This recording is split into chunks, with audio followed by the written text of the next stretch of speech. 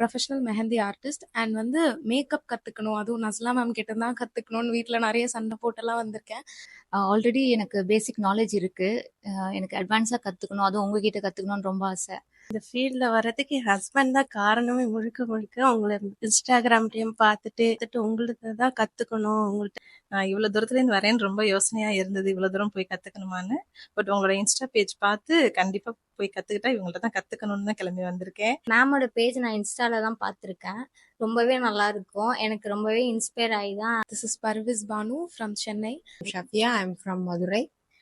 நான் விக்னேஸ்வரி ஃப்ரம் திண்டுக்கல்ல இருந்து வரேன். ஆர்த்தி ஃப்ரம் சேலம்.